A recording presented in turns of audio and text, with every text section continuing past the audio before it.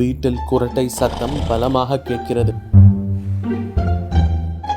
உரிமையாளர் தூங்குகிறார். தந்திரமாக நாம் பணம் மற்றும் நகைகளை வேட்டையாடலாம் என்று திருடன் ஒருவன் வீட்டினுள் நுழைகிறான். திருடன் வருவான் என்று அறிந்தே தூங்குவது போல பாவனை செய்து கொண்டிருந்தான் வீட்டுக்காரன். திருடன் சத்தமில்லாமல் உள்ளே நுழைந்து பீரோவை நெருங்கியதும் படக் என எழுந்து கையும் களவுமாக பிடித்து நைய புடைத்து போலீசில் ஒப்படைத்து தண்டனை பெற்று தந்தான் வீட்டுக்காரன். அதுபோல மோடி தலைமையிலான இந்திய அரசாங்கமும் இராணுவமும் அமைதியாக இருக்கின்றது. நம் இஷ்டம் போல ஜம்மு காஷ்மீரை ஆக்கிரமிக்கலாம் என்று கனவு கண்டு வரும் பாகிஸ்தானும் அருணாச்சல பிரதேசத்தை பெயர் மாற்றம் செய்தால் அது தனக்கு சொந்தம் என்று உரிமை கோரும் சீனாவிற்கும் அதிர்ச்சி அளிக்கும் விதமாக பல அதிரடி திட்டங்களை அஜித் தோவல் தலைமையில் வகுத்து எப்போதும் நாங்கள் தயார் நிலையிலேயே இருக்கின்றோம் என இந்தியா தனது செயல்பாடுகளின் மூலம் அவ்வப்போது புரிய வைக்கிறது.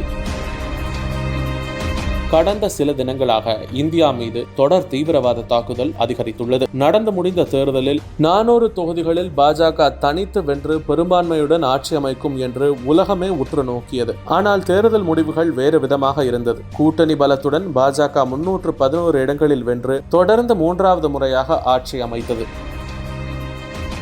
ஜவஹர்லால் நேருவுக்கு பிறகு தொடர்ந்து 3 முறை பிரதமரானது மோடி மட்டுமே என்ற வரலாற்று பெருமையும் பெற்றது. இது நமது எதிரி தேசங்களான சீனா, பாகிஸ்தான் போன்ற நாடுகளுக்கு வெறுப்பை அள்ளி தந்திருக்கிறது.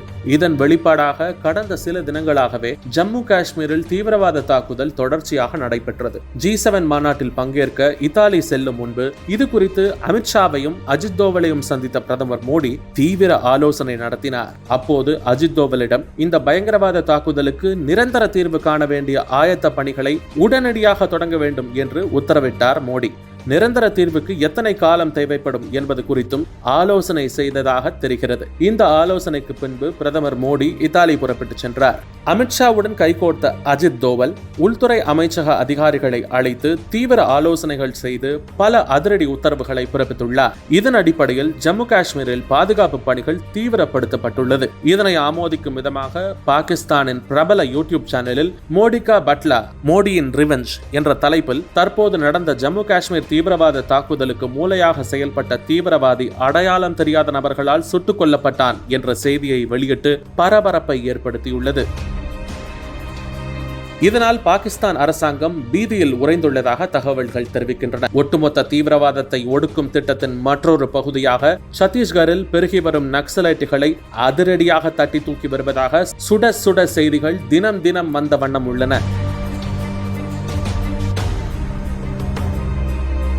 இந்தியாவின் அதிரடி நடவடிக்கைகளால் தான் பாகிஸ்தான் பாராளுமன்றத்தில் இந்தியாவை புகழ்ந்து அந்நாட்டு எதிர்க்கட்சியின் தலைவர் பேசியிருந்தார். இதைத் தொடர்ந்து புலித்தோல் போர்த்திக் கொண்டு பூனையாக காஷ்மீரில் வாழும் தைரிய சிகாமணி ஃபரூக் அப்துல்லா சமீபத்தில் ஒரு தனியார் தொலைக்காட்சிக்கு பேட்டி ஒன்றை கொடுத்துள்ளார். அதில் காஷ்மீர் எல்லை பிரச்சனை குறித்து இந்தியா பாகிஸ்தானிடம் உடனடி பேச்சுவார்த்தை நடத்த வேண்டும் எனவும் பேச்சுவார்த்தையின் அடிப்படையில் மட்டும்தான் இந்த பிரச்சனைக்கு தீர்வு காண முடியும் என்றும் அதிமேதாவித்தனமாக பேசியிருந்தார். கண்களை மூடிக்கொண்டு வெளிச்சத்திலே வாழ்ந்து கொண்டிருக்கும் ஃபரூக் அப்துல்லாவிற்கு ஒன்றை நினைவுபடுத்த கடமைப்பட்டிருக்கிறோம். காஷ்மீர் பிரச்சனைக்கு நிரந்தர தீர்வு காணும் வகையிலும் அண்டை நாடுகளுடன் நட்புறவை மேம்படுத்தும் விதத்திலும் முன்னாள் பிரதமர் வாஜ்பாய் தலைமையிலான அப்போதைய அரசு பாகிஸ்தான் அரசுடன் சமாதான பேச்சுவார்த்தை நடத்த முயற்சி எடுத்தது. 1999 பிப்ரவரியில் பாரத பிரதமராக இருந்த அடல் பிஹாரி வாஜ்பாய் லாகூர் சென்று அப்போதைய பாகிஸ்தான் பிரதமர் பர்வேஸ் முஷாரஃபை சந்தித்து இரு நாட்டு உறவுகளை மேம்படுத்துவது பற்றி கலந்துரையாடி நட்பு பாராட்டினார். அவருடைய காந்தியத்திற்கு கிடைத்த வெகுமதிதான் கார்கில் போர். சுமூக பேச்சுவார்த்தையை முடித்த 2 மாதங்களில் பாகிஸ்தான் இந்தியா மீது அதிரடியாக போர் தொடுத்தது. 84 நாட்கள் நீடித்த இந்த போரின் முடிவில் இந்தியா வெற்றி பெற்றாலும் 527 ராணுவ வீரர்கள் அநியாயமாக இழக்க வேண்டியதாயிற்று.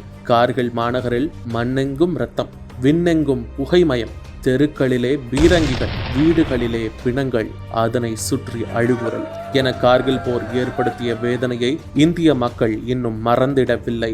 இதனை இப்போது மேற்கோளிட்டு காட்டுவதன் காரணம் ஃபரூக் அப்துல்லா போன்ற அதிமேதாவிகளுக்கு நினைவூட்டுவதற்கே. ஃபரூக் அப்துல்லா இதனை மறந்திருந்தாலும் பாகிஸ்தானின் முன்னாள் பிரதமர் நவாஸ் ஷெரீப் இதனை மறக்கவில்லை என தெரிகிறது.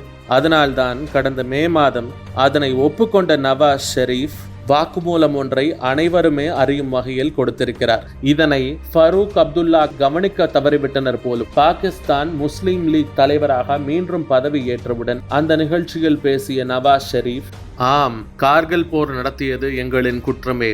வாஜ்பாயுடன் நடந்த சுமூக பேச்சுவார்த்தையை மீறித்தான் நாங்கள் போர் தொடுத்தோம். அது எங்களது மிகப்பெரிய தவறு என்று ஒப்புக்கொண்டுள்ளார்.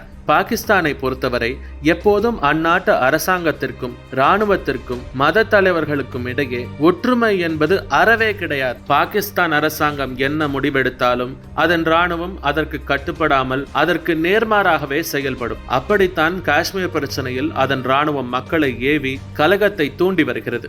இங்கு இருக்கும் ஃபரூக் அப்துல்லாவிற்கு நாம் கொடுக்கும் அறிவுரை என்னவெனில், காஷ்மீர் மக்கள் மீது மிகுந்த அக்கறையும் உண்மையான கரிசனமும் தங்களுக்கு இருக்குமே ஆனால் பாகிஸ்தான் அரசாங்கத்தை நேர்மையாக நடத்தவும் அதன் இராணுவத்தை தனது கட்டுப்பாட்டில் வைக்கவும் அந்த அரசாங்கத்திற்கு அறிவுரை வழங்குங்கள். இல்லையேல் இந்திய அரசாங்கம் எடுக்கும் நடவடிக்கைகளை அமைதியாக அமர்ந்து வேடிக்கை பாருங்கள். காஷ்மீர் மக்கள் மீது உங்களுக்கு இருக்கும் அக்கறையை விட இந்திய அரசாங்கத்திற்கும் இந்தியாவின் மக்களுக்கும் எப்போதும் அக்கறை அதிகம்.